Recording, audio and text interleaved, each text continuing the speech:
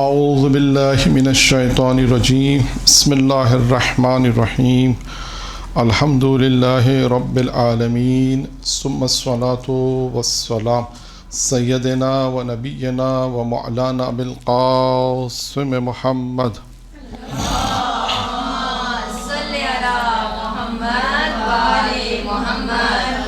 وآل بیتہ الطیبین الطاہرین اما بعد فقد تبارک و تعالیٰ فی کتابہ الکریم بسم اللہ الرحمن الرحیم ان الذین آمنوا وعملوا الصالحات لہم جنات النعیم خالدین فیہا وعد اللہ حقا وہو عزیز الحکیم۔ درود پڑھیں محمد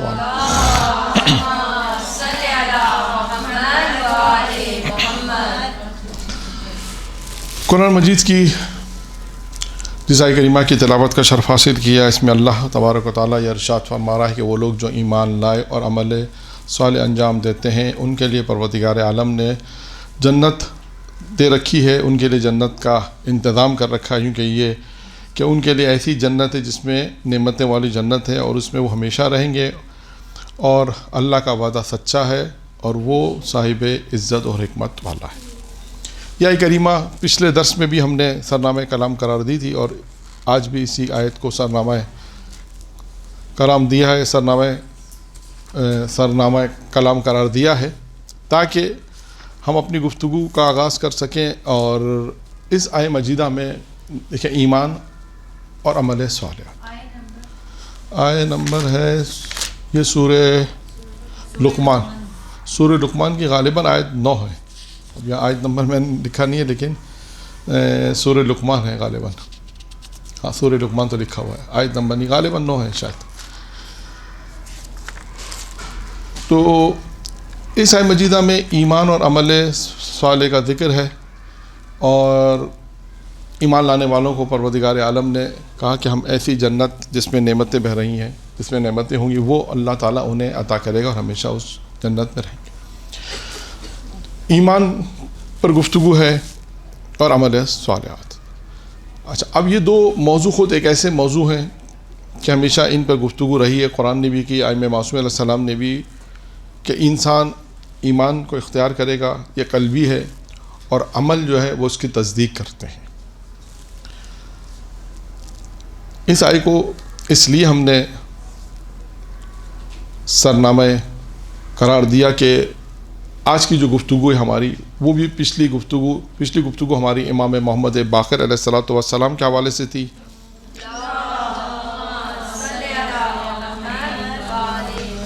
اور آج کی جو ہماری گفتگو ہے وہ امام علی النقی علیہ الصلوۃ والسلام کے حوالے سے ہے۔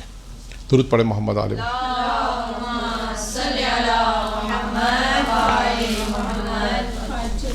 اچھا، جب بھی امام کے حوالے سے گفتگو ہوتی ہے، کسی بھی امام کے حوالے سے، تو ہم اس میں اگر آپ دیکھیں تو مختلف جہت ہیں۔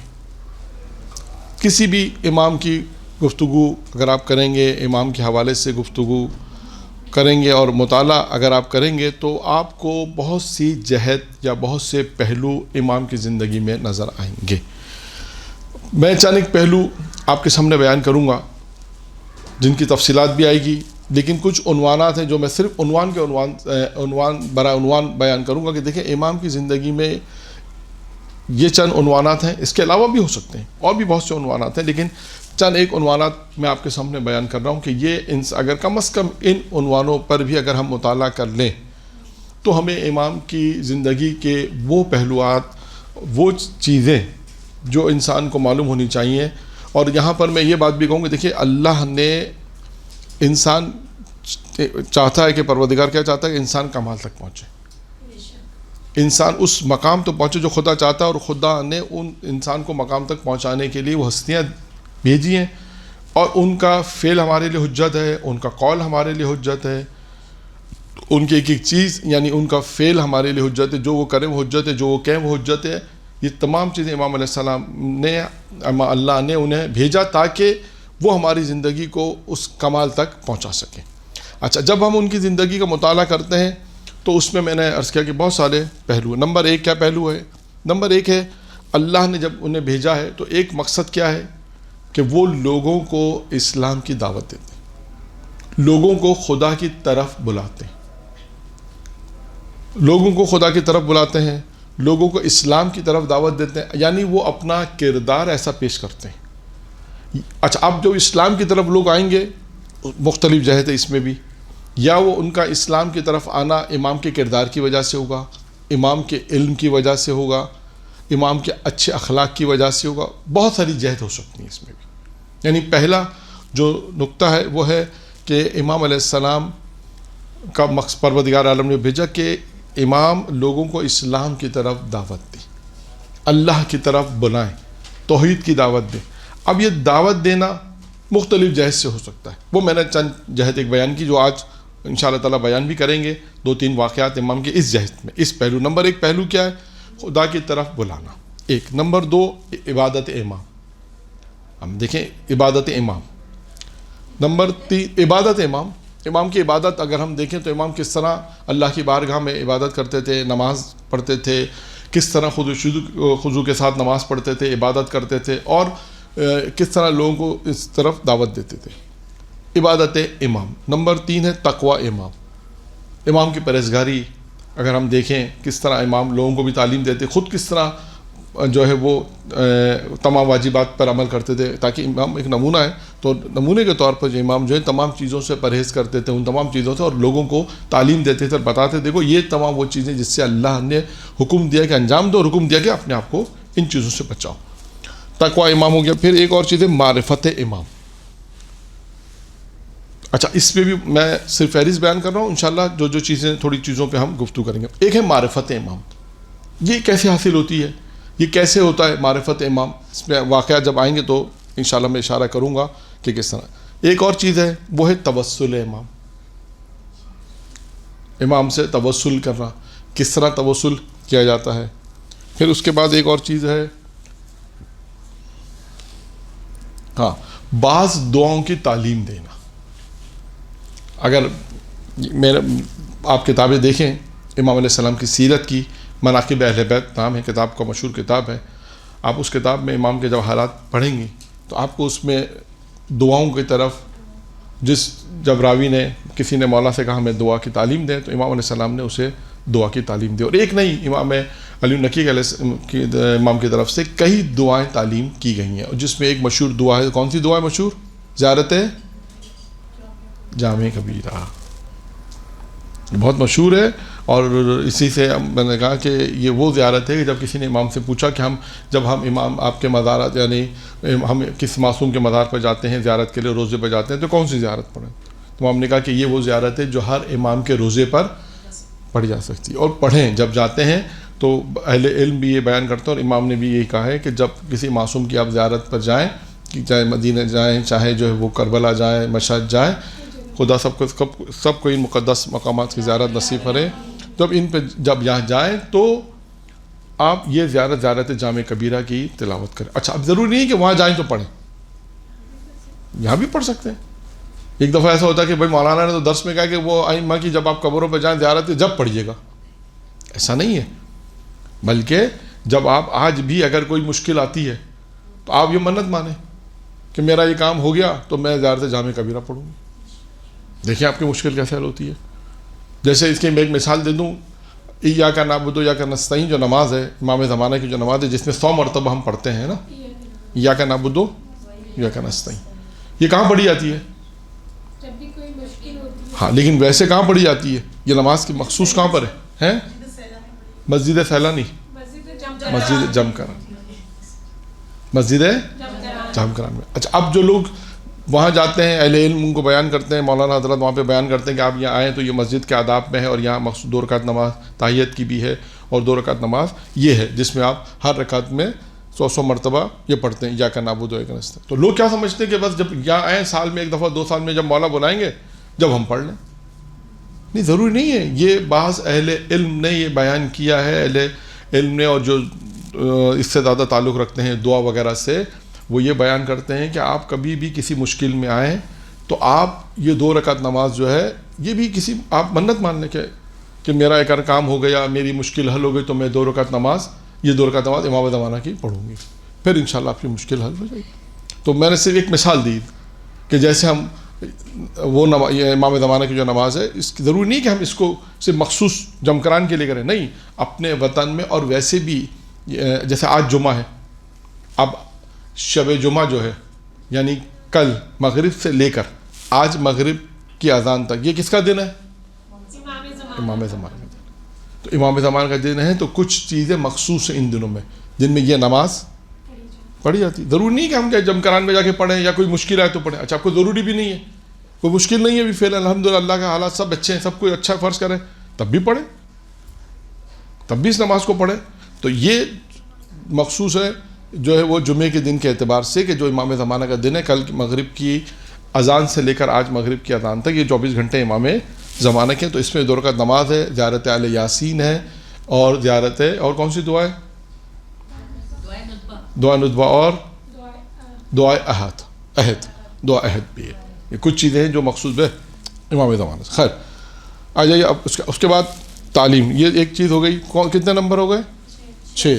بعض دعا کی تعلیم، یہاں سے ہم نے بات شروع کی تھی. بعض دعا کی تعلیم، اس میں زیارت جامع کبیرہ کی ایک مثال دی کہ اس کو پڑھیں انشاءاللہ تعالیٰ. دیکھیں آپ کی مشکل بھی حل ہوگی. اور یہ اس میں بعض اہل منبر، دیکھیں اب زیارت سے بات شروع میں کر دیتا ہوں کہ بعض اہل منبر نے بیان کیا ہے کہ جیسے انسان کی پہچان ہوتی ہے نا، پاسپورٹ کیا ہے؟ آپ کی پہچان ہے نا. پاسپورٹ پہ تصویر ہوتی ہے، نام ہوتا ہے، پیرنٹس کا نام ہوتا ہے، اس کے بعد نمبر ہوتا ہے، شناخت ہوتی ہے.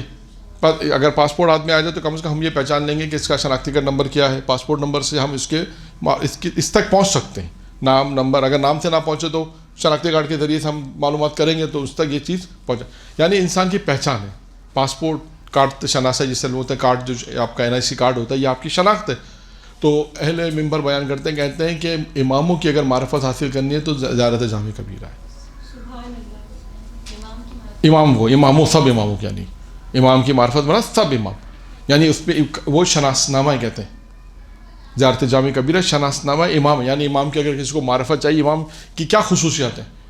امام کے اندر آپ دیکھیں اس زیارت کے اندر خصوصیات بیان کی گئی ہیں. یعنی اگر کوئی امام کے متعلق معرفت چاہتا ہے کہ امام کی خصوصیت کیا ہے تو وہ زیارت جامع کبیرہ پڑھے. عربی میں تو پڑھے گا، ترجمہ بھی اگر وہ پڑھے تو اسے امام کی معرفت حاصل ہو جائے گی. یہ ضمنی طور پہ ایک بات آئی، میں نے آپ کے سامنے عرض کر دی کہ زیارت جامع کبیرہ پڑھیں. دیکھیں جتنا، اب میں آپ چلیں سوال کرتے ہو تو اس کا جواب بھی دے دوں کہ بعض اوقات اگرچہ یہ دعاؤں کے حوالے سے، امام کے حوالے سے بھی، کہ ہمارے استاد نے ایک بات بتائی، بیان کی تھی. وہ بات یہ بیان کی انہوں نے کہ ابھی فرض کریں میں نے اس کا کوئی مشکل نہیں ہے آپ کے پاس، تو آپ زیارت جامع کبیرہ ہے، زیارت عاشوراء ہے، حدیث قصہ ہے، اس کو روز پڑھ سکتے ہیں، روز پڑھیں. اچھا، اس کا فائدہ کیا ہوگا روز پڑھنے کا؟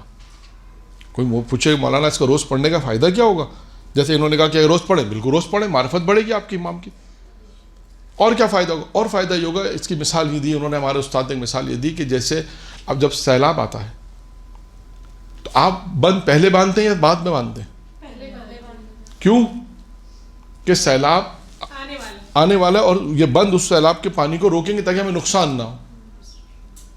کہا کہ بند جو باندھے جاتے ہیں کہ سیلاب سے بچاؤ کے لیے جو بند باندھے جاتے ہیں وہ پہلے اس لیے باندھتے ہیں کہ احتمال اگر ہے کہ سیلاب آئے گا تو یہ بند جو باندھے گا یہ اس سے ہمیں نقصان سے بچ جائیں گے. کہا یہ دعائیں زیارت عاشوراء، زیارت جامع کبیرہ، امام زمانہ کی نماز، حدیث قصہ، یہ روز پڑھنے کا فائدہ، ایک فائدہ کیا ہے کہ وہ بلائیں اور جو مشکلات آ رہی ہیں وہ پہلے سے سیف ہو جائیں.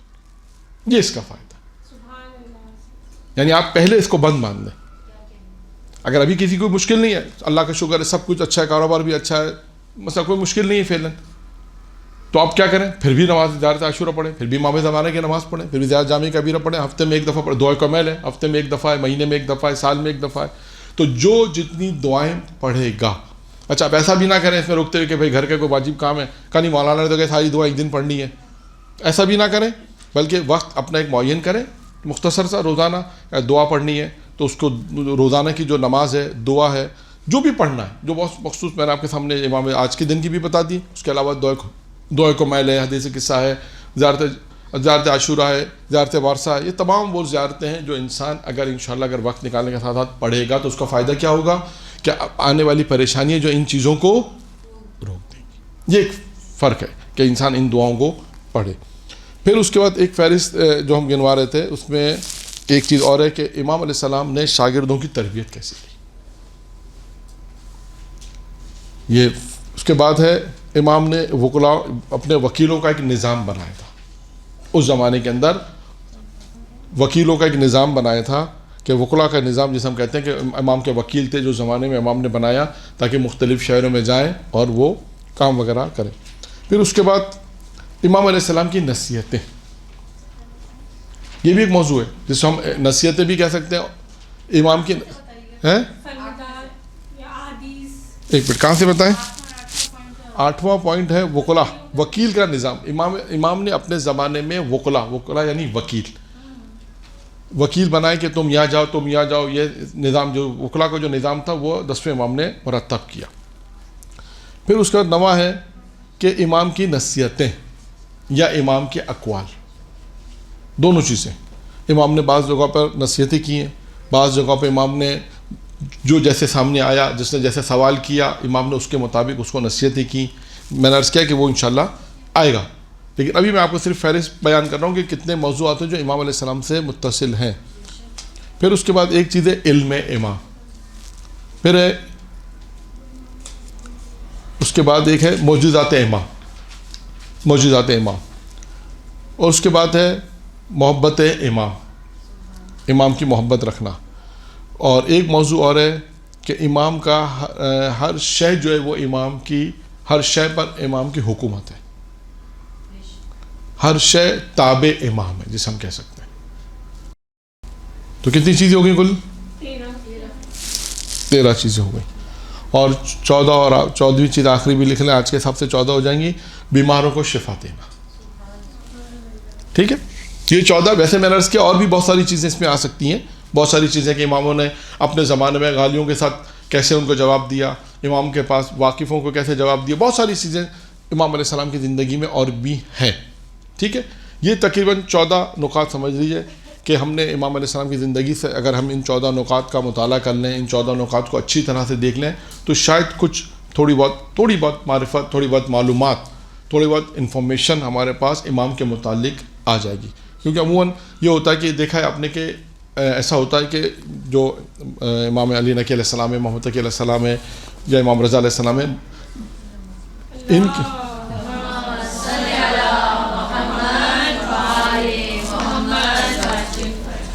ان کی معلومات یعنی ہے تو کتابوں میں تو بہت ہیں. ابھی میں آپ کے سامنے جو پڑھوں کتاب سے پڑھوں گا، معجزات آل محمد، مناقب اہل بیت، اس کے علاوہ کئی کتابیں جو ائمہ علیہ السلام کی ہیں. سب کتابوں کے اندر 14 معصومین کی جو کتابیں لکھی ہیں، 14 معصومین کی جو کتابیں لکھی گئی ہیں، امام علیہ السلام کے حالات زندگی، بہت واقعات، معجزات بہت لکھے.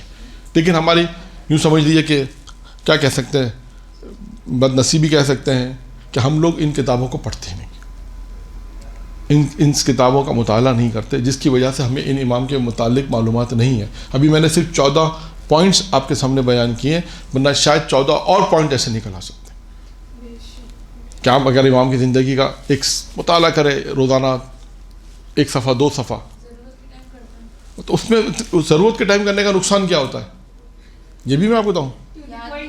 ٹو دا پوائنٹ قائم ہوتا ہے اور یاد نہیں رہتا جلدی. آپ ہمیشہ عموماً جو ہے وہ تیاری انسان کب کرتا ہے، جب آپ دیکھیں تیاری کب کرتا ہے، جب رات کو کل مجلس پڑھنے تو آج کتاب اٹھائے گا. یہ تیاری نہیں ہوتی، اسے تیاری نہیں کہتے. تیاری وہ ہوتی ہے جو علامہ طالب جوہری صاحب اللہ ان کی مغفرت فرمائے، ان کے درجات کو بلند کرے.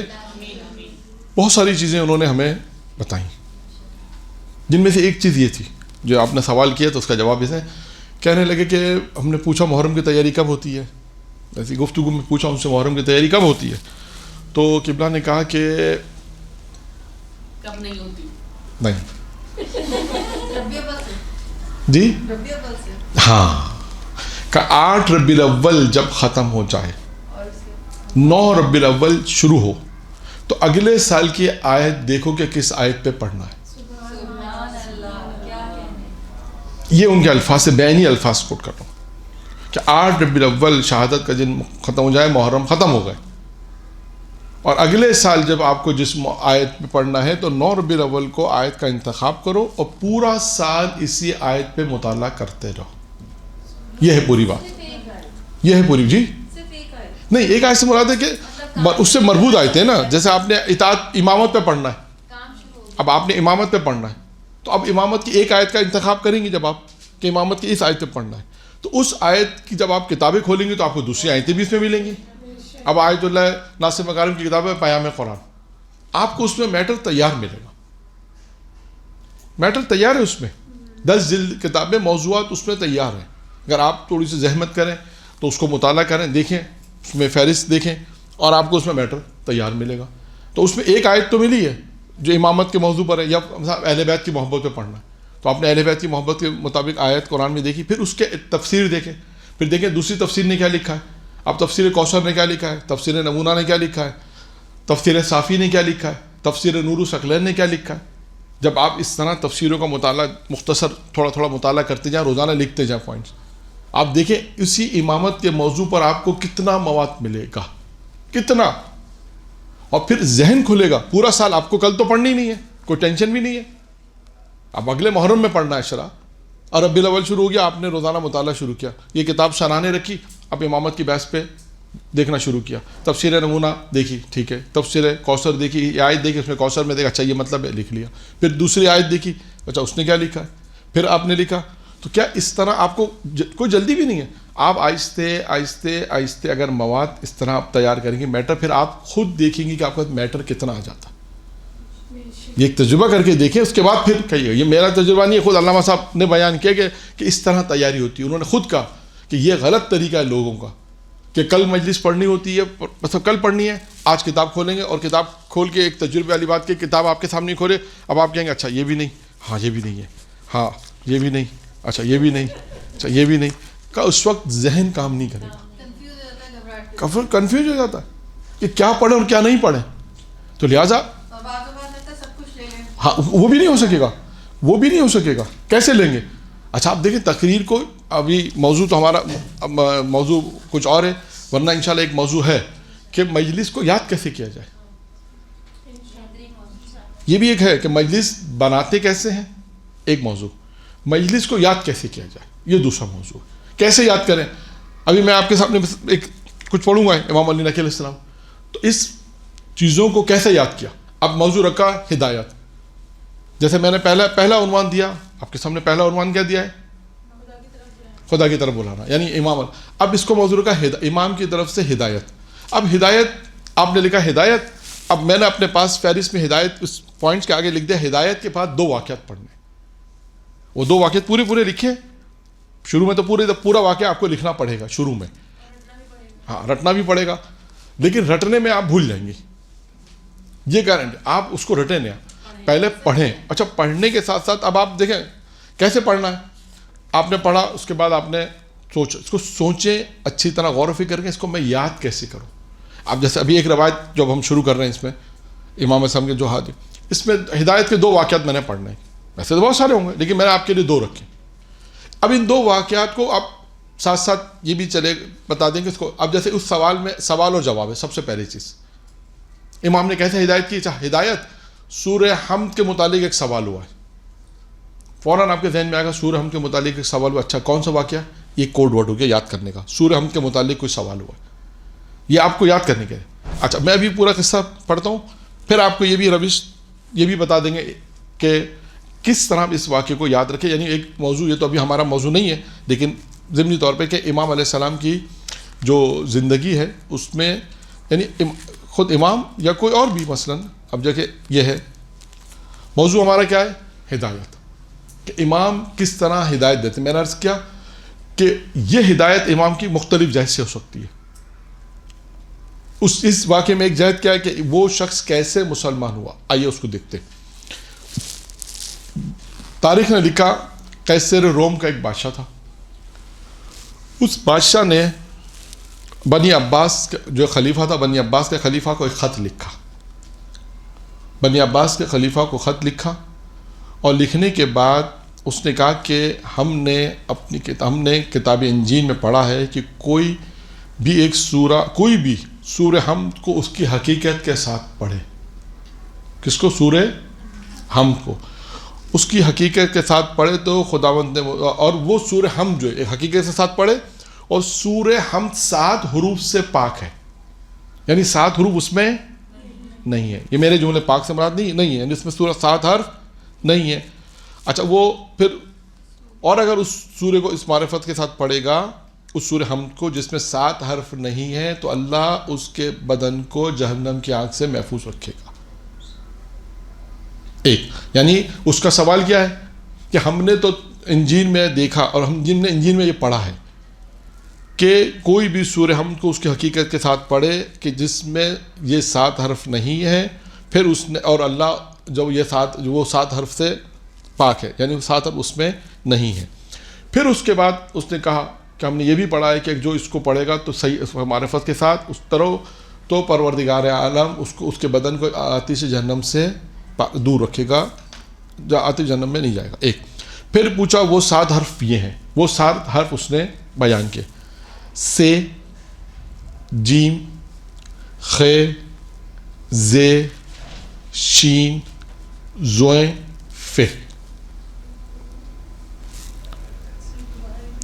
سے, جیم, خ, زے, شین, زویں اور آخر میں کیا ہے ف. کتنے حرف ہو گئے؟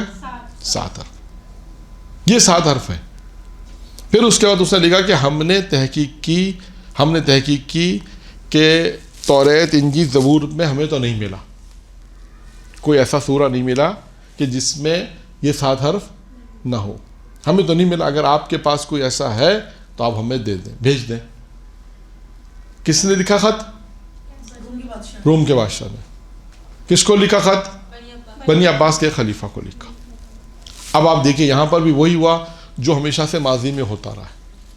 وہ کیا ہوتا رہا ہے ماضی میں کہ جب بھی بادشاہ مشکل میں آتا ہے, پہلا تو وہ اپنے دانش مندوں کو بلاتا ہے, جو اس کے اپنے دربار میں لوگ ہوتے ہیں ان کو بلاتا ہے. جب ان سے مسئلہ حل نہیں ہوتا تو پھر وہ کہاں جاتے ہیں؟ در آل محمد میں جاتے ہیں. اب ان سے یہ مسئلہ حل نہیں ہوا, کہا کہ وہ کون سے 7 حروف ہیں کہ جو سورہ حمد میں نہیں ہے, کون سے 7 حروف ہیں. اور وہ زیادہ جب انہیں جواب نہیں ملا تو اس کے بعد اس نے ایک خط لکھا امام علی نقی علیہ السلام کو, کہا کہ یہ ہماری مشکل, اس کو حل کر دیں. اب امام علی نقی علیہ السلام نے ان سے جب پوچھا وہ کون سے 7 حروف ہیں, امام نے وہ 7 حروف, وہ امام جب ان سے یہ سوال پوچھا گیا تھا, یہ تو میں نے سورہ حمد پہلے آپ کو بیان کر دیا, یعنی اس نے یہ سوال یہ پوچھا تھا کہ کون سے وہ سورہ ہے کہ جس میں یہ 7 حروف نہیں ہیں. یعنی امام کے جواب سے یہ لگ رہا ہے کہ امام نے ان کو جواب میں یہ دیا کہ ان کو کہو کہ وہ سورہ حمد ہے. یعنی سوال اس کا یہ تھا, سوال شروع میں سورہ حمد نہیں تھا, سوال یہ تھا شروع میں کہ وہ کون سا سورہ ہے کہ جس میں یہ 7 حرف نہیں ہے, جس سے اللہ اگر جسے انسان پڑھے گا اس حقیقت کے ساتھ تو اللہ اس کے بدن کو جہنم کی آگ سے دور رکھے گا. اب امام نے اس کو جواب دیا. جواب امام سے یہ پتہ چلتا ہے کہ امام سے انہوں نے یہ پوچھا وہ کون سا سورہ ہے. اب امام علیہ السلام نے اس کو جواب دیا کہ امام نے کہا کہ وہ سورہ حمد ہے کہ جس میں 7 حرف نہیں ہے. وہ 7 حرف میں نے آپ کو بیان کر دیے. پہلا حرف کون سا ہے؟ سے. اب امام علیہ السلام نے ان 7 حرف کی توضیح دی. دیکھیں یہ ہے علم امام, جو علم لدنی لے کر پیدا ہوں. یہ ہے علی کا بیٹا, جسے ہم کہتے ہیں نا, یہ ہے علی کا بیٹا. اب امام علیہ السلام نے ان 7 حروف کی توضیح اس طرح دی. امام نے کہا پہلا حرف کیا ہے؟ سے صبور یعنی ہلاکت, سواد بے واورے, صبور یعنی ہلاکت. پھر امام نے کہا دوسرا حرف کیا ہے؟ جیم. جیم سے جہیم, دوزخ کے ناموں میں سے ایک نام ہے جہیم. تیسرا کیا تھا؟ خے سے ناپاک, خباثت جسے کہتے ہیں نا, خباثت, ناپاکی, ناپاک. پھر ہے چوتھا زے سے زکوم, جہنم کی غذا میں سے ایک غذا, زکوم مشہور ہے. پھر کیا ہے؟ شین سے بہت مشہور جملہ ہے, شقاوت, بخت بختی جسے کہتے ہیں بخت بختی. زے سے ظلمات یعنی تاریخی, زے سے ظلمات یعنی تاریخی. اور آخری لفظ کیا ہے؟ فے سے آفت, درمیان میں آتا ہے آفت. یہ 7 حرف تھے جو امام علیہ السلام نے یہ بیان کیا کہ یہ 7 حرف وہ ہیں کہ جو سورہ حمد میں نہیں ہیں. اور امام علیہ السلام نے جب اس کو خط میں لکھ کے بھیجا اور اس کے بعد جب انہوں نے اپنا وہ جواب بادشاہ کو جواب بھیجے تو نتیجے میں کیا ہوا، وہ بادشاہ جو قیصر روم کا جو بادشاہ تھا اس کو جب جواب ملا تو جواب دے کے وہ بہت خوشحال ہوا، اور خوشحال ہونے کے بعد وہ مسلمان ہوا اور مسلمان اس دنیا سے گئے.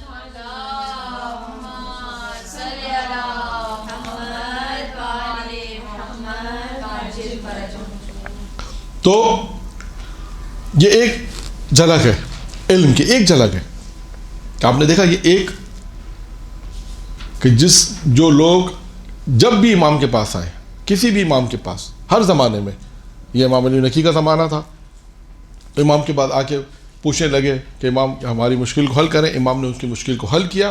اور یہاں پر دیکھیں اس شخص کو ہدایت ملی کس کی وجہ سے؟ امام کی وجہ. یہ ایک ہدایت کا پہلو.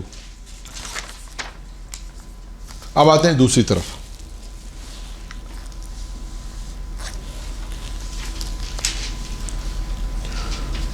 اصفہان کا ایک رہنے والا عبد الرحمن نامی شخص بیان کرتا ہے کہ شیعہ شخص ہے، وہ بیان کرتا ہے. اب وہ یہ واقعات دیکھیں، اس میں اب جو واقعات میں بیان کر رہا ہوں یہ بھی ہدایت کے سلسلے کے واقعات ہیں.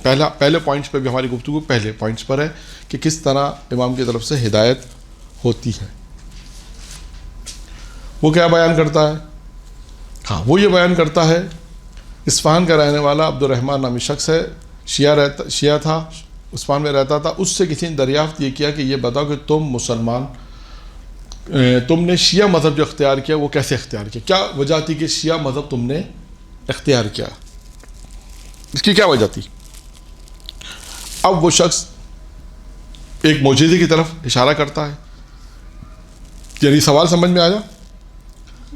اصفہان میں ایک شخص رہتا تھا، عبد الرحمن نامی شخص رہتا تھا. اس سے کسی نے پوچھا کہ یہ بتاؤ کہ تم شیعہ مذہب تم نے کیوں اختیار کیا؟ کیا وجہ تھی کہ تم نے شیعہ مذہب اختیار کیا؟ کیا وجہ تھی؟ اب آئیے، وہ بیان کرتا ہے کہ میں فقیر تھا، تنگ دست تھا، اور میرے پاس اتنے پیسے نہیں تھے کہ میں کسی طرح بھی جو ہے وہ دولت حاصل کر سکتا تھا، لیکن میرے پاس طاقت کی قوت تھی، بیان کر سکتا تھا. تو کہنے لگا کہ میں اصفہان کے لوگوں کے ساتھ جو ہے وہ ایک مرتبہ متوکل کے دربار میں گیا تاکہ لوگوں کو انصاف دلا سکوں. قوت تھی میرے پاس، بولنے کی قوت تھی، طاقت تھی، تاکہ میں لوگوں کے ساتھ جاؤں اور جا کے متوکل کے دربار میں جا کے تاکہ لوگوں میں انصاف دلا سکوں. کب میں یہ ارادہ کر جو ہے متوکل کے دربار میں پہنچا. جب میں وہاں پہنچا تو میں نے ایک عجیب منظر دیکھا. میں نے دیکھا کہ متوکل کے دربار میں لوگ صفوں میں کھڑے ہوئے اور ایسا لگ رہا ہے جیسے کسی کے منتظر ہیں، کوئی آنے والا ہے، کسی کا انتظار کر رہے ہیں. صفیں ہیں، لوگ دیکھ رہے ہیں، ایسا ہے کسی کے منتظر ہیں. میں نے پوچھا کہ یہاں کیا ماجرا ہے؟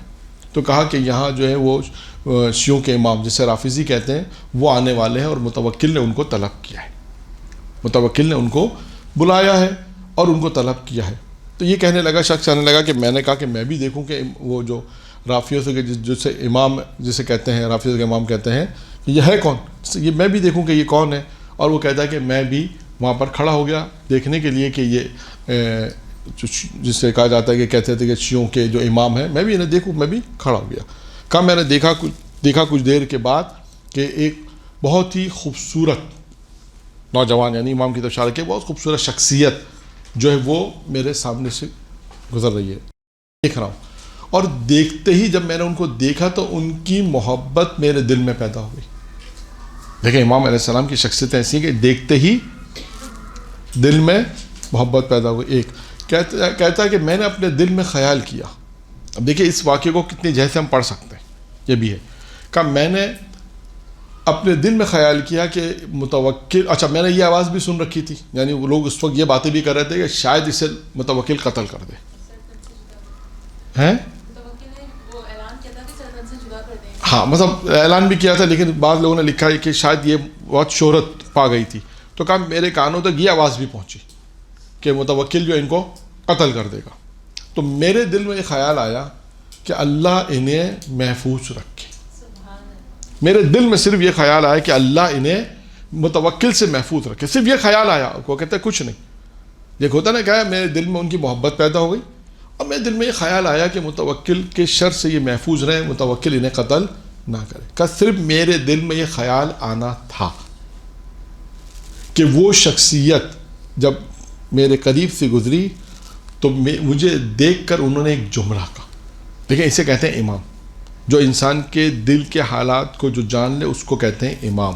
ایک مرتبہ امام نے اس کی طرف دیکھ کر ایک جملہ کہا کہ تم بے فکر ہو جاؤ، یا تم فکر مت کرو، انشاءاللہ متوکل سے مجھے کوئی نقصان اور ضرر نہیں پہنچے گا. جو تمہارے دل میں خیال آیا ہے کہ اللہ محفوظ رکھے ویسا ہی ہوگا انشاءاللہ، اور کوئی نقصان نہیں پہنچے گا. اور اب امام نے دعائیں دی. دیکھیں امام نے کیا کہا، امام نے کہا تمہاری عمر طولانی ہوگی، تمہیں اولاد کثرت سے پروردگار دے گا، اور تمہارے مال میں برکت ہوگی. ایک مرتبہ یہ شخص حیران ہو گیا، پریشان ہو گیا. دوستوں نے پوچھا کیا ہوا؟ کہا کچھ نہیں. کہا میں نے اپنے آپ کو سنبھالا، سنبھالنے کے بعد میں اپنے آپ کو ذرا قابو میں کیا. اس کے بعد کہتا ہے کہ جب میں واپس اصفہان آیا اس کے بعد وہ بیان کرتا ہے کہ آج میرے پاس 1,00,000 کیش ہے. اس زمانے کا 1,00,000 کیش ہے، اور یہ وہ مال ہے جو میرے ہاتھ میں ہے. اس کے علاوہ جو مال گھر سے باہر جو مال ہے، کاروبار میں جو مال ہے وہ علیحدہ ہے. 70 سال سے عمر میری زیادہ ہو چکی ہے، اور 10 فرزند اللہ نے مجھے دے، 10 اولادیں ہیں میری. اب آپ دیکھیے اس کے بعد یہ واقعہ وہ بیان کرتا ہے، کہتا ہے کہ یہ سب چیزیں جو باتیں انہوں نے کہیں وہ پوری ہوئی، اور میں ان کی امامت کا قائل ہو گیا. تو اب آپ دیکھیے اس واقعے میں جو مجلس پڑھنے والی ہیں اور کہہ رہی ہیں کہ مطلب کہتے ہیں نا اس واقعے کو آپ نے کیسے بیان کرنا ہے. اس میں دیکھیں ہدایت امام ہے. ایک نقطہ کیا ہے، امام کی طرف سے اس کو ہدایت ملی، وہ امامت کا قائل ہو گیا. ایک امام نے دعا دی، وہ اللہ نے قبول کی. تیسری چیز کیا ہے، اس کے دل میں جو امام کے لیے محبت آئی، امام نے فوراً اس کا ریئیکشن کیا. ہم اپنے اسلام میں جو کہیں گے فوراً اس کا اثر ہوا. اب اس واقعے کو آپ اہل بیت کی محبت کے اثرات میں بھی پڑھ سکتے ہیں. آج یہ محبت کتنی تھی اس کو بھی پڑھ سکتے، کتنی دیر کہیں گے، دیر تو لفظ سے بھی زیادہ ہے. کتنا ایک لمحہ، 1 منٹ 2 منٹ کہ اس کے دل میں یہ خیال ہے کہ جو امام کو دیکھ رہا ہے ایک مرتبہ کہ اللہ یہ متوکل کے شر سے محفوظ رہے، بس. یعنی آپ دیکھیں کتنی دیر کی بات ہے یہ، ایک لمحے. تو آل محمد کون ہے کہ جو ایک لمحہ بھی ان کے لیے اگر اللہ سے آپ نے لطف و کرم اور محبت چاہی، انہوں نے فوراً آپ کو عطا کر دیا، فوراً عطا کر دیا. اور اس کے بعد ایک معجزہ بھی اس نے کہا، یہ معجزہ کہ میرے دل کی بات امام نے بتا دی. چوتھا نقطہ، یعنی آپ اس واقعے میں دیکھتے جائیں کتنے نکات پڑھتے ہیں. دیکھیں تقریر یہی ہے، مجلس جو پڑھتے ہیں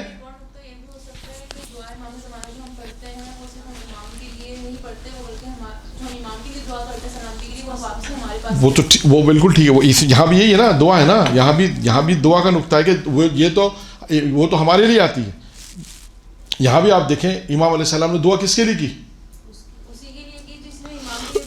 امام کے لیے. ایک لمحے کے لیے سوچا، صرف خیال کیا. یعنی دیکھیں یہ واقعے میں سے بتانے چاہ رہا ہوں کہ اس واقعے جب ہم واقعے کو پڑھتے ہیں نا، کچھ خصوصاً درس دینے والے ہیں یا مجلس پڑھنے والے، اور اس میں آپ یہ نتیجہ نکالیں، صرف واقعہ پڑھ کے سرسری سے نہیں گزر جائیں، بلکہ اس پہ آپ نکات دیکھیں.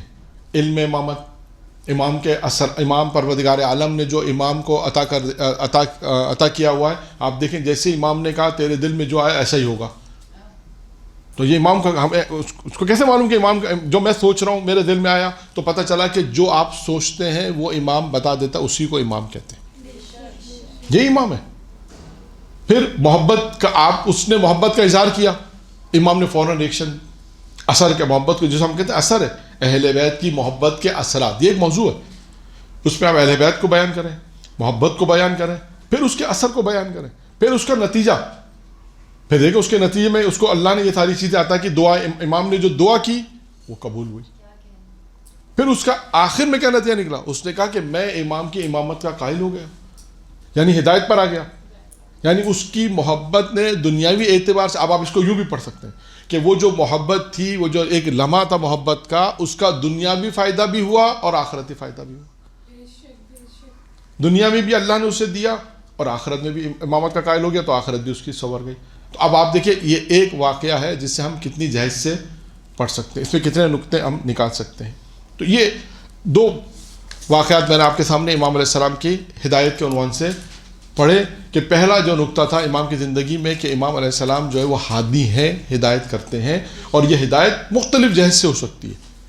اب ہم مطالعہ کریں، دیکھیں واقعات کو پڑھیں، اور اس پڑھنے کے بعد ہم دیکھیں کہ یہ واقعہ امام علیہ السلام کی کس جہت میں آ رہا ہے۔ اب وہ اگر مسلمان ہوا ہے تو علم امام کی وجہ سے، پہلے والے واقعے میں دیکھیں علم امام تھا، وہ بھی مسلمان ہوا، اسے بھی ہدایت ملی۔ بادشاہ تو نہیں جانتا تھا کون ہے، وہ نہیں جانتا تھا کون اس سوال کا جواب دے سکتا ہے۔ امام علیہ السلام نے سوال کا جواب دیا، سوال کا جواب جب ملا ایک مرتبہ حیران ہو گیا کہ ہاں یہ وہ ایک ایسا سورہ امام نے بتایا کہ قرآن میں سورہ ہے جس سورہ حمد جس میں 7 حروف نہیں ہے، اور اس کی تشریح بھی امام نے بتائی کہ یہ 7 حرف ہیں اور ان کے یہ معنی ہے جس سے سورہ حمد پاک ہے، جس سے سورہ حمد نہیں ہے تمام چیزیں، تو اس کو ہدایت ملی۔ تو یہ دو چیزیں آپ کے سامنے میں نے بہت ہی مختصر بیان کی۔ اب آتے ہیں، بلکہ میرا خیال ہے ٹائم ہو گیا ہے، ٹھیک ہے، تو اس کے بعد دیگر جو چیزیں ہیں وہ پھر ہم بیان کریں گے۔ تو بس بات ہماری یہاں تک خلاصہ یہ بات تقریر کے حوالے سے بھی بات مکمل ہو جائے کہ تقریر کی جو تیاری ہے وہ 1 دن 2 دن پہلے نہیں، بلکہ کم از کم 6 مہینے پہلے و سال بھر پہلے انسان اس کو موضوع بنائے، اس کو تیاری کرے، آیات کو دیکھے، روایتوں کو دیکھے، پھر اس کے بعد اس موضوع کے اوپر مختصر دیکھتا جائے پورا سال، پھر دیکھیں اس کو مجلسیں تیار کیسے نہیں ہوتی، یا پھر مجلسیں کیسے نہیں ملتی۔ مجلسیں ملتی ہیں الحمدللہ، موقع ملتے ہیں پڑھنے کے، ایسا نہیں ہے نہیں ملتے، لیکن تیاری ہو، اچھی تیاری ہو، تیاری کرنے کا طریقہ، پھر کبھی انشاءاللہ موقع ملے گا تو مطالعہ کرنے کا بھی ایک روش ہے کہ مطالعہ کیسے کیا جاتا ہے، یعنی ہم مجلس کا مواد تیار کیسے کریں، کتاب میں کس طرح مجلس کو لکھیں، مطالعہ کیسے کریں، مطلب کیسے لکھیں، یہ بھی ایک موضوع ہے۔ بہت ساری چیزیں ہیں جو خطابت کی کلاسوں سے مربوط ہیں، اس میں یہ بھی ایک موضوع آتا ہے کہ مطالعہ کیسے کیا جائے، مطلب کو کیسے جمع کیا جائے، ترتیب کیسے کی جائے تاکہ ہم مجلس کو پڑھیں کیسے۔ اب آپ دیکھیں 2-4 منٹ ہیں، جو 2 واقعات آپ نے پڑھے، ٹھیک ہے، اب آپ کس کا سوال کا جواب بھی درمیان میں آ جائے گا مجلس۔ اب آپ کو امام علی نقی پہ پڑھنا ہے، ٹھیک ہے، امام نقی، تو آپ نے یہ 2 واقعات فرض کریں پڑھنا، آپ کے 25 منٹ ہیں، 10 منٹ آپ مقدمے میں کہ آج امام نقی کی ولادت کی مناسبت سے مطلب پروگرام ہے، اور یہ تھوڑا سا آپ نے ہادی پہ پڑھا، ہادی کے بعد اب آ گئے امام نقی علیہ السلام، اب علم امام پہ پڑھیں، ہادی امام پہ پڑھیں، امام ہادی تو کیسے ہادی، اب آپ کو ہدایت، جیسے آپ لفظ ہدایت ذہن میں آئے، یہ 2 واقعات آپ کے ذہن میں آنے چاہیے، خود بخود آپ کو حفظ ہو گیا۔ ہدایت علم کے ذریعے سے، اچھا ہدایت بھی مختلف جہت سے ہے نا، میں نے کہا یا علم کے ذریعے سے ہدایت ہے، تو سورہ ہم 7 حروف فوراً آ گیا۔ اچھا وہ عبد الرحمن کا واقعہ اصفہان والا، اس کو یوں یاد کریں، اصفہان عبد الرحمن نام سے یاد رکھ لیں۔ اس سے کسی نے پوچھا کہ تو شیعہ کیوں ہوا، یہ سوال ذہن میں آئے گا تو شیعہ کیوں ہوا، ہاں وہ واقعہ یاد آئے گا، پھر وہ پورا واقعہ یاد آ جائے کہ وہ متوکل کے دربار میں گیا تھا، متوکل نے دربار میں کیا واقعہ پیش آیا، صفیں بندی ہوئی تھی، کس طرح امام کو لایا جا رہا تھا، پھر میں نے کیا سوچا، امام نے مجھے کیا دعائیں دی، وہ 3 دعائیں امام، اچھا پھر 3 چیزیں یاد رکھیں، امام نے دعا میں 3 چیزیں دی، کہا تیری عمر طولانی ہو جائے، تو تیری مال میں کثرت ہوگی، اولاد میں تیری کثرت ہوگی، اللہ تعالیٰ تجھے زیادہ فرزند عطا کرے گا، یہ 3 چیزیں۔ اچھا اب آپ نے اس پورے واقعے میں 2-3 چیزیں کوٹ کر کے اپنے پاس لکھیں، خود بخود واقعہ آپ کو ذہن میں آ جائے گا، یہ ایک طرح سے حفظ ہوگی آپ کو واقعہ۔ اب آپ کو پڑھنا کس طرح، یہ تھوڑا انداز، ابھی تو ہم نے آپ کو درسی انداز میں پڑھ دیا، ٹھیک ہے نا، اب اس کو مجلس میں جس انداز سے پڑھیں گے وہ دوسرا انداز ہوگا، تھوڑا سا خطابتی انداز ہوگا، تھوڑے سے فضائلی انداز ہوگا، فضائل کے ساتھ ہوگا، اس میں تھوڑا سا آپ اس کو اچھے طریقے سے بیان کریں گے تو ایک مجلسی ماحول، مجلس کا جو ماحول بنے گا اس کے حساب سے اس کو بیان کیا جائے گا، اور اس کے بعد جو ہے اس واقعے کو اپنے یاد کس طرح کرنا وہ آپ کے ذریعے۔ اب اس طرح جو چیزیں آتی جائیں گی آج کے درس میں، کیونکہ آج کا درس بھی ہمارا امام علی نقی علیہ السلام کی مناسبت سے ہے، تو اب اور بھی چیزیں امام کے حوالے سے آئیں گی، جو میں نے آپ کو 14 نکات لکھوائے ہیں، 14 پوائنٹس لکھوائے ہیں، ان میں سے 2-3 پہ ہم بحث کریں گے انشاءاللہ۔ درود پڑھیں محمد و آل محمد۔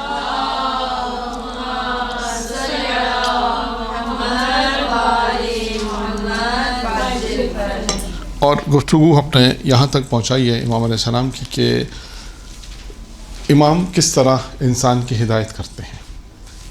ہدایت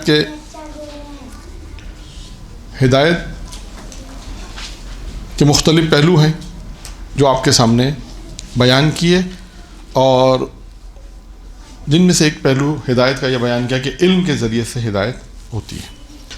آپ وہ جو 14 نکات آپ کو لکھوائے ہیں ان میں ایک موضوع ہے توسل امام. اچھا، یہ بھی موضوع پریکٹیکلی موضوع ہے، آج کا موضوع ہے، اور ہر انسان اپنی زندگی میں توسل کرتا ہے. اچھا، اب جو واقعہ توسل کے حوالے سے آئیں گے امام علیہ السلام کے، اس میں یہ بھی دیکھنا ہے کہ آیا وہ شخص کیا امام کو مانتا ہے یا نہیں مانتا.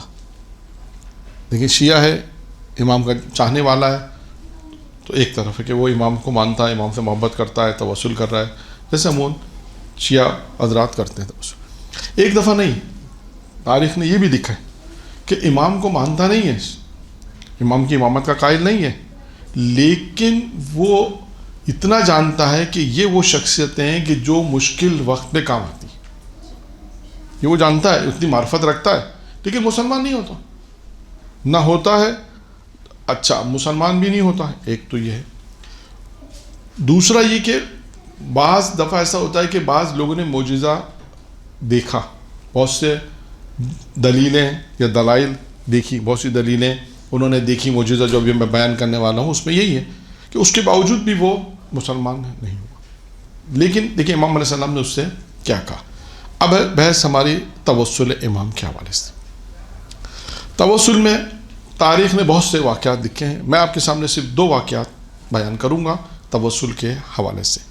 ایک واقعہ ہے توسل کے حوالے سے متوکل کی والدہ کا. والدہ متوکل کی ماں. متوکل ایک دفعہ بیمار ہوا اور اس سے ایک ایسا زخم ہو گیا جو صحیح نہیں ہو رہا تھا.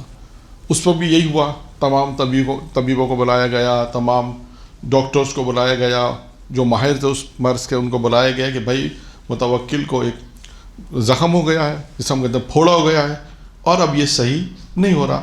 تمام لوگوں نے بڑی کوششیں کی لیکن حل نہیں ہوا. تو اس میں سے ایک جو شخص تھا، اس کا نام تھا فتح ابن خاقان. اس نے متوکل کو یہ مشورہ دیا اور کہا کہ اگر بہتر نہیں ہے کہ تم اپنے مرض کا علاج جو ہے وہ علی النقی علیہ السلام کے پاس بھیجو اور ان سے مشورہ کرو کہ امام کے پاس بھیجو کسی کو، یا امام سے اس مرض کا علاج پوچھو کہ امام تمہیں اس مرض کا علاج بیان کریں. جہاں تم نے اتنے ڈاکٹرز طبیب استعمال کیے ہیں تو ان کا بھی مشورہ لینے میں کیا حرج ہے، کیا حرج ہے. اس نے کہا بات ٹھیک ہے، تمہاری مناسب بات، ایک مناسب مشورہ. اور اس موقع پہ ایسا ہوتا ہے کہ انسان جب پریشان ہوتا ہے اور مشکل میں ہوتا ہے وہ کہتا ہے کہ ٹھیک ہے. ظاہری اعتبار سے وہ دیکھیں، ظاہری اعتبار سے وہ امام کی ہو سکتا ہے کہ معرفت کا قائل بھی ہو، لیکن حکومت نہیں دے رہا. کتنے ایسے بادشاہ تھے جو یہ جانتے تھے کہ یہ اس وقت اہل ہیں حکومت کے، لیکن نہیں دیتے تھے. لیکن یہ مانتے تھے کہ بھئی یہ عالم ہیں، اولاد رسول ہیں، معرفت رکھتے ہیں، علم رکھتے ہیں، سب کچھ رکھتے ہیں. ان کے کتنے مناظرے بھی کروائے، کتنے واقعات ملتے ہیں ہر امام کے دور میں آپ کو ملتے ہیں، لیکن وہ حکومت دینے پر راضی نہیں ہے. لیکن کہا کہ ٹھیک ہے، ایک مشورہ ہے، اس پہ عمل کرنے میں حرج نہیں ہے. اور اس نے اس طرح اس شخص کے مشورے پہ عمل کر کے امام علیہ السلام کو خط لکھا، اور امام نے اس میں دیکھیں ایک تجویز لکھی، یعنی اس زخم جو تھا اس کا مجرب ایک عمل بیان کیا. امام علیہ السلام نے کہا کہ بکریوں کی جو مینگنیاں ہوتی ہیں، بکریوں کی مینگنیاں، وہ مینگنیاں کہ جسے بکریوں نے اپنے پیروں سے کچلا، وہ لو، اور گلاب ارک گلاب لو، یعنی گلاب کا پانی، اس کے ساتھ اس کو ملا کر زخم پہ لگا دو. اچھا، اب یہ اس اعتبار سے تو لوگوں کے اعتبار سے تو کوئی بہت بڑا علاج نہیں تھا.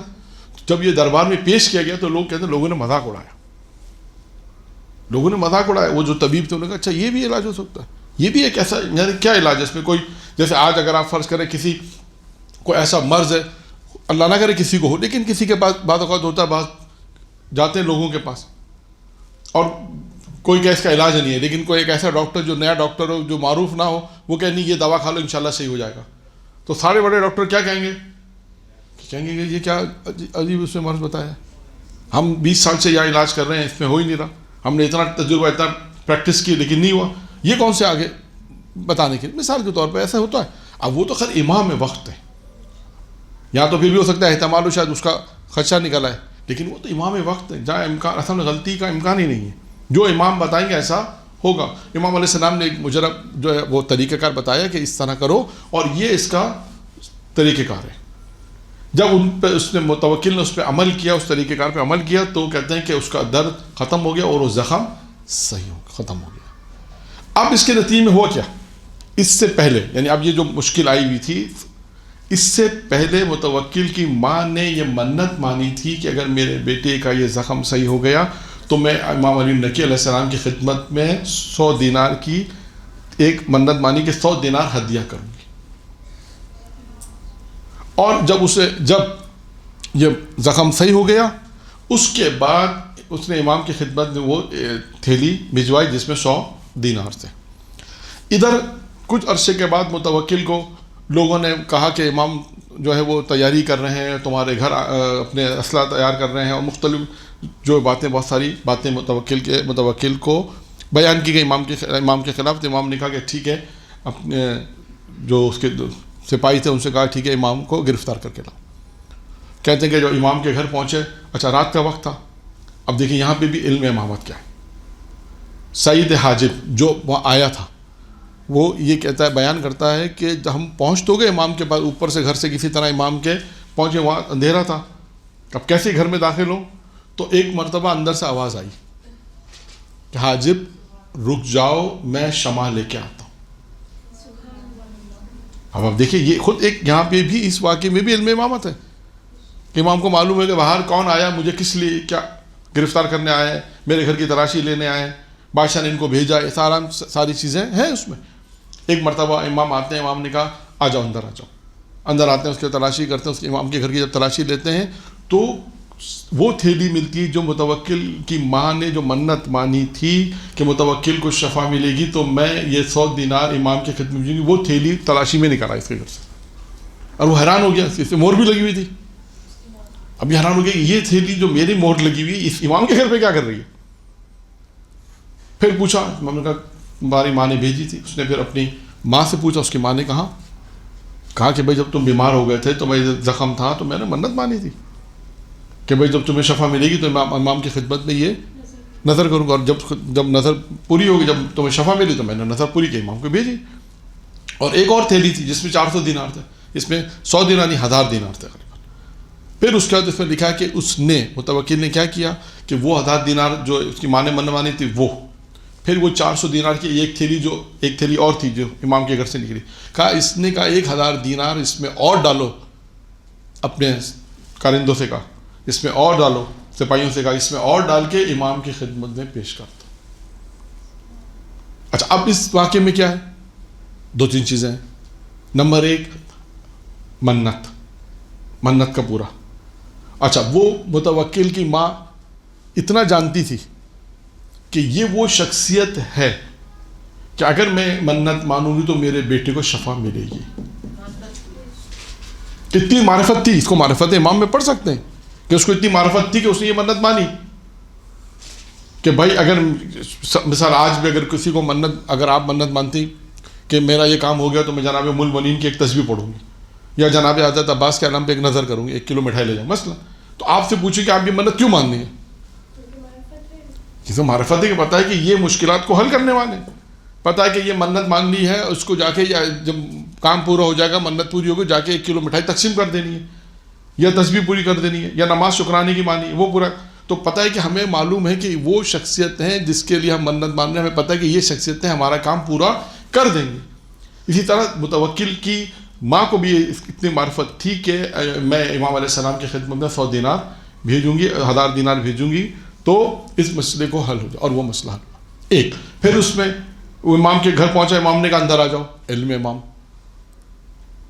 پھر اس کے بعد اس نے جب امام علیہ السلام کے گھر کی تلاشی لی اور کچھ بھی نہیں ملا، اس کے بعد اس نے اپنے پاس سے امام علیہ السلام کی خدمت میں ایک تحفہ اور بھیج دیا. تو دیکھیں یہ ایک منت. اب آئیے ایک دوسری منت. ایک شخص نصرانی تھا، یہ بیان کون کرتا ہے؟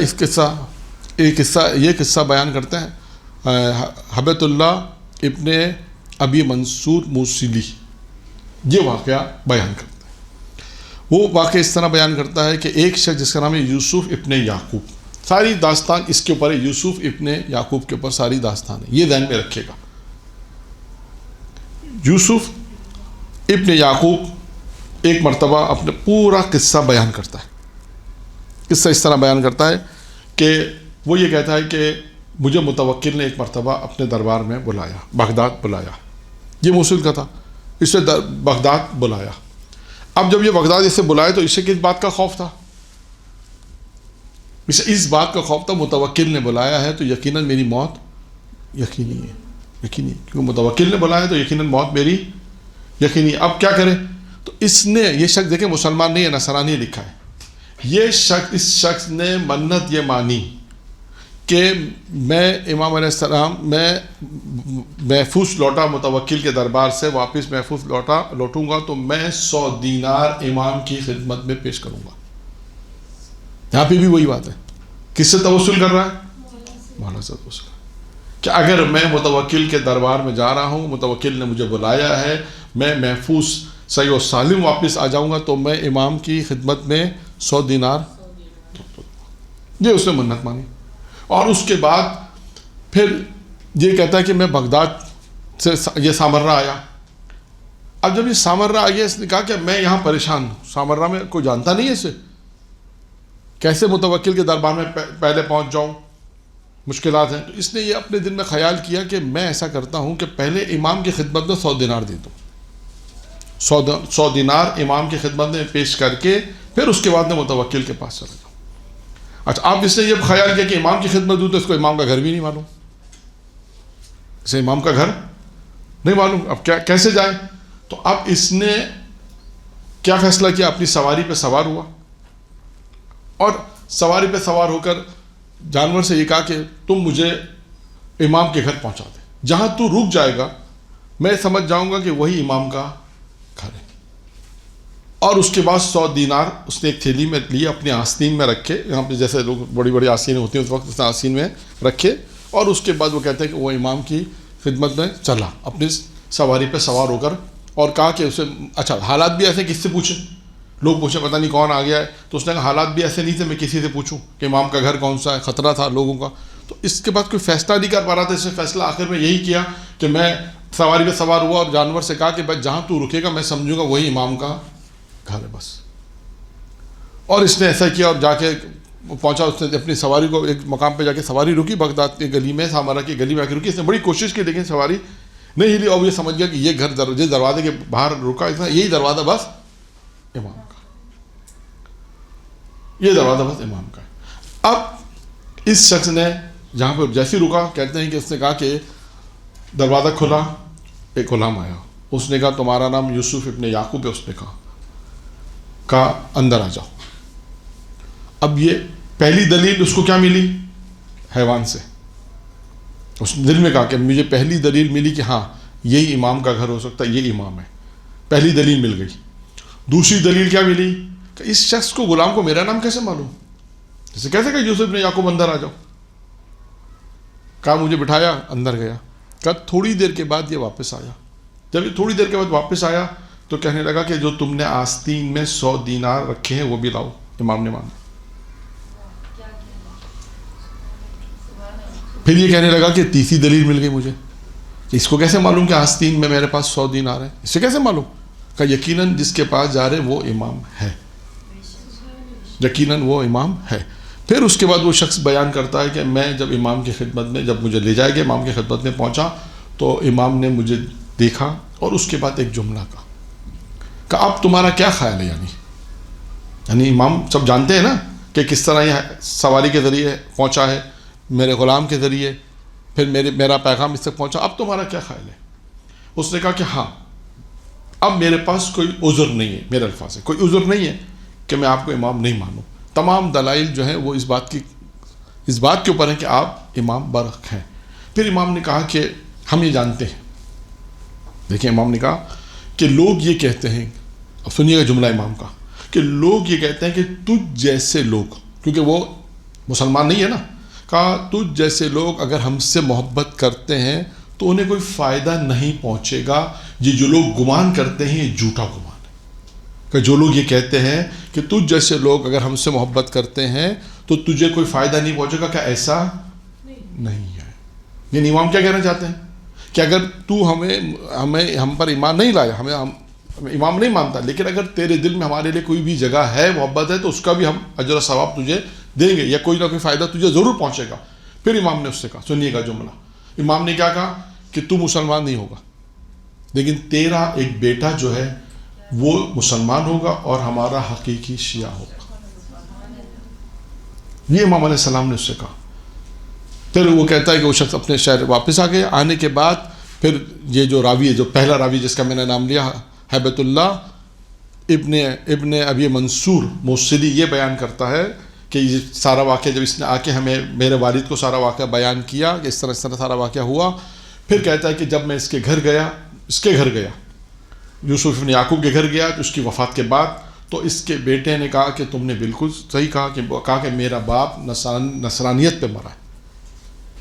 یعنی اتنے معجزات دیکھنے کے بعد بھی، واقعہ دیکھنے کے بعد بھی مسلمان نہیں ہوا، کہ میرا باپ نصرانیت پہ مرا ہے. اور اس کے بعد پھر اس نے ایک جملہ کہا کہ وہ ہوں جس کے لیے امام نے بشارت دی. اور وہ کہتا ہے کہ یہ مسلمان نہیں ہے، بلکہ وہ کہتا ہے، راوی بیان کرتا ہے کہ وہ حقیقی شیعہ بن کے رہا. اور اس کو اس بات کی خوشی تھی کہ امام نے میرے متعلق ایک بشارت دی تھی. اب دیکھیں توسل کے دو واقعات ہیں. اب ان دو واقعات میں دیکھیں کتنا اچھا. اب یہاں پہ وہی ہے، اگر آپ لوگ اس کو مجلس میں پڑھیں گے تو کیسے پڑھیں گے یہ بہتر سمجھتے ہیں. اس کو مجلس میں پڑھنے کی بھی بہت سے طریقے کار ہیں.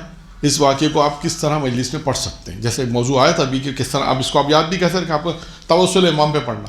تو آپ توسل امام پہ جب قرآن کی ایک آیت لیں گے، آیت لینے کے بعد اب ان دو واقعات کو، دیگر توسل کے ایک دو واقعات اور پڑھیں دوسرے اماموں کے، اس کو جب امام نقی پہ پڑھنا ہے تو یہ دو واقعات توسل پہ آپ پڑھیں کہ دیکھیں متوکل کی ماں نے کیسے منت مانی، اللہ نے اسے شفا دی، اس نے منت کو پورا کیا. اسی طرح اس شخص نے بھی منت مانی کہ بھائی میرا یہ کام ہو گیا، لیکن اس سے پہلے وہ امام کی خدمت میں آیا.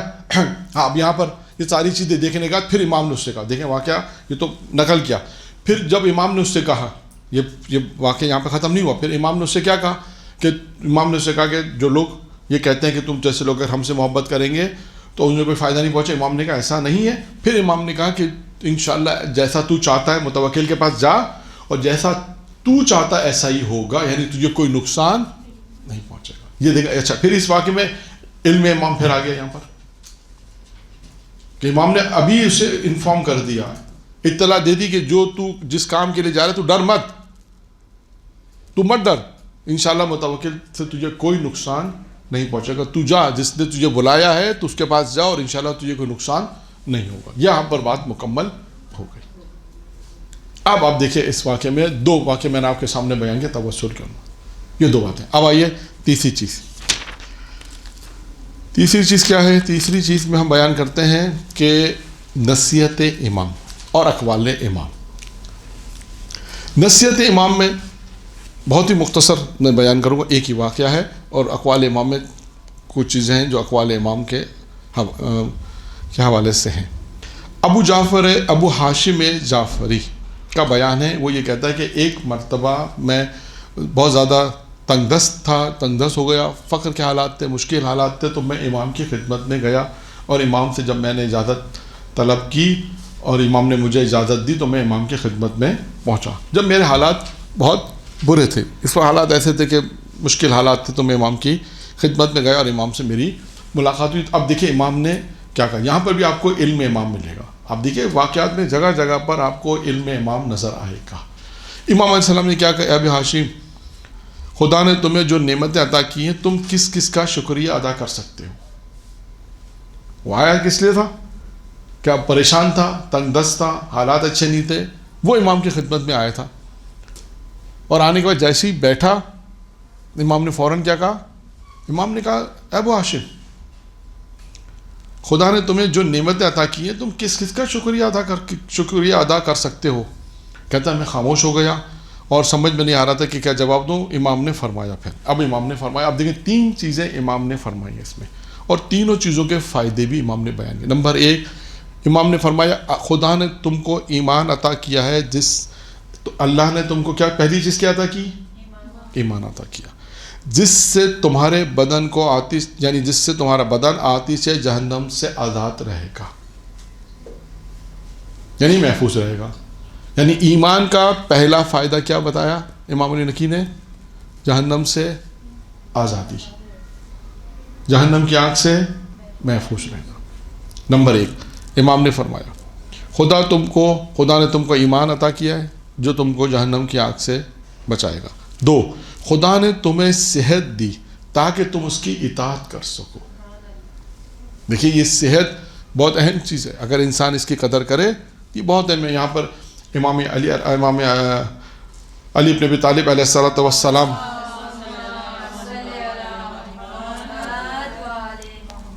کا جملہ ہے، امام فرماتے ہیں کہ 2 نعمتیں ایسی ہیں کہ جس کی انسان قدر نہیں کرتا، جن میں سے ایک صحت ہے اور ایک امنیت، سکون، امنیت۔ ایک صحت ہے جس کی انسان قدر نہیں کرتا۔ وہ پچھلے درس میں غالباً شاید اب یاد نہیں کہ اس ترم میں یا پچھلے ترم میں ایک روایت پیغمبر کی بیان کی تھی کہ 5 چیزوں کی قدر کرو اس سے پہلے کہ تمہارے ہاتھ سے نکل جائیں۔ ان 5 چیزوں میں ایک چیز تھی صحت۔ صحت کے جابر، صحت کی قدر کرو اس سے پہلے کہ تم بیمار ہو جاؤ۔ یہاں پر بھی دیکھیں امام فرماتے ہیں اللہ نے تمہیں صحت دی تاکہ تم اس کی اطاعت کر سکو۔ یعنی یہ اللہ نے انسان کو صحت کس لیے دی ہے؟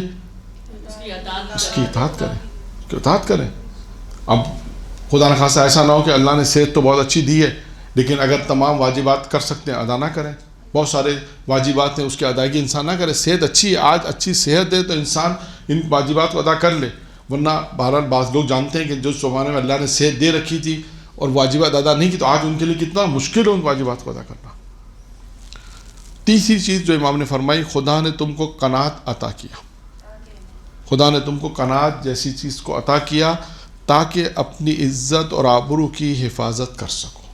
دیکھیں یہاں پر 3 چیزیں امام علیہ السلام نے بیان کی اور تینوں کا ساتھ ساتھ فلسفہ بھی کہہ لیں وہ بھی بیان کر دیا کہ اللہ نے اگر تمہیں ایمان دیا ہے تو اس کا کیا فائدہ ہے، اللہ نے تمہیں صحت دی تو کس لیے دی ہے، اللہ نے تمہیں قناعت عطا کی تو اس کا کیا فائدہ ہے۔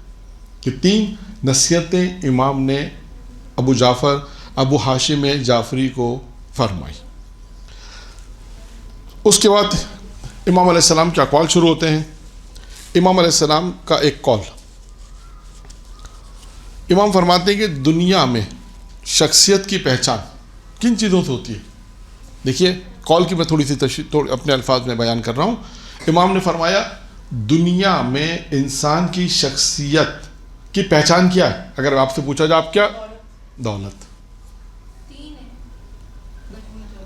مثلا ہاں مثلا وہی ہے، صحیح ہے۔ اس میں امام نے جو ایک چیز بیان کی ہے اس میں یہ ساری چیزیں خود بھی دیکھیں، دولت ہوگی تو شہرت بھی آ جائے گی، دولت ہوگی تو تقریباً بہت سی اور بھی چیزیں دولت کے ذمہ آ جاتی ہیں۔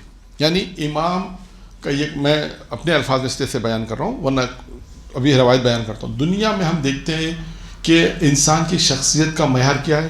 مال۔ آخرت میں کیا ہے؟ اعمال۔ بس امام یہی فرماتے ہیں، امام نے یہ فرمایا، امام نے فرمایا دنیا میں انسان کی شخصیت جو پہچانی جاتی ہے وہ دولت سے، اور شخصیت ہے تو دولت سے، اور آخرت میں انسان کے اعمال، نیک کردار، نیک عمل کی وجہ سے انسان پہچانا جائے۔ بس یہ ایک امام کا قول ہے کہ دنیا میں پہچان کا معیار کیا ہے اور آخرت میں پہچان کا معیار کیا ہے، یہ ایک قول ہو گیا۔ پھر امام نے سامنے ارشاد فرمایا جو شخص اللہ کی اطاعت کرتا ہے وہ مخلوق کی ناراضگی کی پرواہ نہیں کرتا۔ نہیں آنسر یہ ایک دوسرا قول ہے، دوسرا، پہلا قول تو ہو گیا نا، آنسر والا کوئی ہے نہیں نا، آپ کو سوال تو اس میں ہے۔ امام علیہ السلام نے پہلے قول کے اندر معیارات بیان کیے۔ دنیا میں معیار شخصیت کا کیا ہے؟ مال۔ آخرت میں انسان کیسے پہچانا جائے گا؟ کردار، عمل، نیک عمل سے۔ بات ختم، مکمل ہوگی۔ نمبر 2 دوسرا قول کیا ہے؟ امام فرماتے ہیں جو شخص اللہ کی اطاعت کرتا ہے وہ مخلوق کی ناراضگی کی پرواہ نہیں کرتا۔ یہ وہی گفتگو آ جائے گی جو پچھلے ہفتے ہم نے کی۔ بس یہ دیکھیں کہ جو اللہ کی اطاعت کرے گا، یہاں پر میں جناب ابراہیم کا وہ بھی نقطہ بیان کرتا چلوں کہ بعض روایت میں ہے کہ جناب ابراہیم کو ابراہیم کیوں کہتے تھے؟ کہتے تھے ایک علت یہ بھی بیان کی کہ جناب ابراہیم ہمیشہ اللہ کی اطاعت کو مقدم کرتے تھے۔ ہمیشہ اللہ کی اطاعت کو مقدم کرتے تھے کہ جو اللہ کی اطاعت، یعنی ابراہیم کو ابراہیم کہنے کی ایک وجہ یہ بھی بیان کی، ایک وجہ تو بہت مشہور ہے، وہ کون سی وجہ ہے؟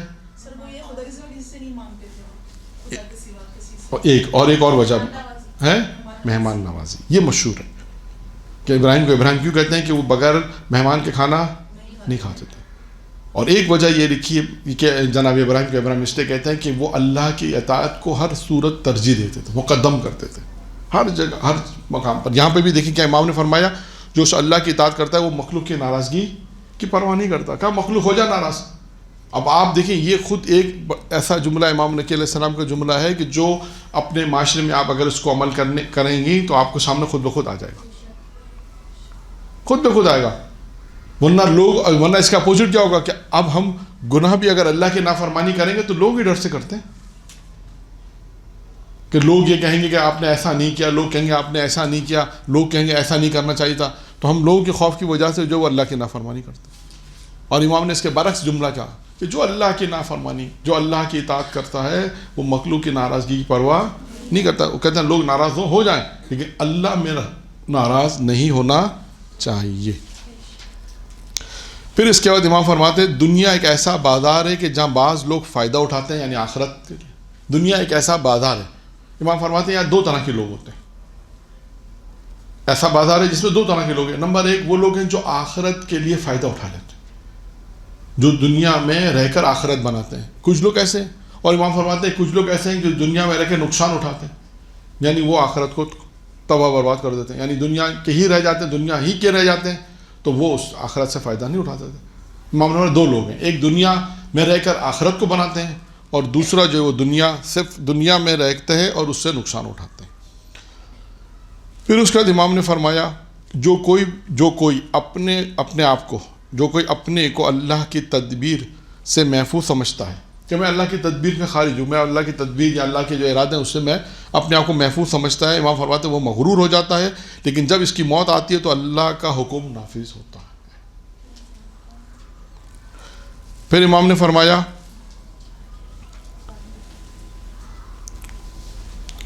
جو اللہ کی دلیلوں سے سبق لیتا ہے، جو اللہ کی دلیلوں سے سبق لیتا ہے اس کے لیے دنیا کے مصائب ہلکے ہو جاتے ہیں، خواہ وہ کثیر ہو یا شدید ہی کیوں نہ ہو۔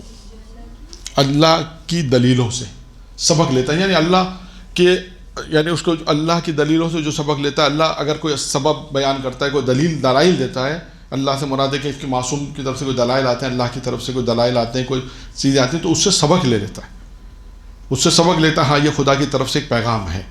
دلائل جو اللہ کی دلیلوں سے سبق لیتا ہے اس کے لیے دنیا کے مصائب کہتے ہیں ہلکی ہو جاتے ہیں، پھر وہ مصائب چاہے کم ہو یا زیادہ اس سے فرق نہیں پڑتا۔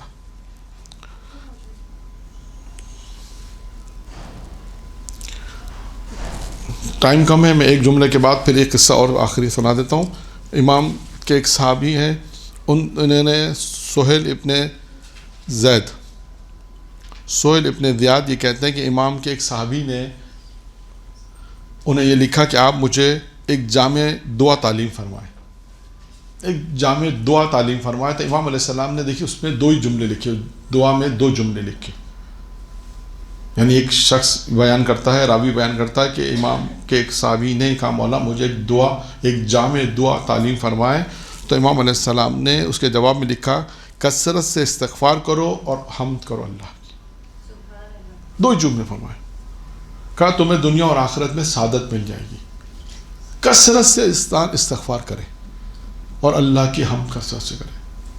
اب ہم میں بہت ساری چیزیں آ جائیں گی، حمد پروردگار، معرفت، خدا مستعان، یعنی حمد، تو کثرت سے انسان استغفار کرے اور حمد پروردگار کی حمد۔ یہ دو چیزیں امام علیہ السلام نے فرمائی، کہا کہ اس کے بعد یہ دو چیزیں ایسی ہیں جو تمہیں دنیا اور آخرت میں سعادت حاصل ہو جائے گی،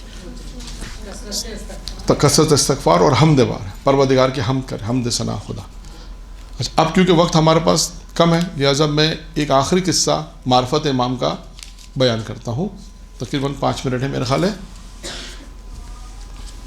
تو آج کی گفتگو امام علیہ السلام کے مناسبت سے ہو جائے گی، مختصر رہے گی، لیکن اب بہت ساری چیزیں ہیں، لیکن بہرحال وقت کے اعتبار کو دیکھتے ہوئے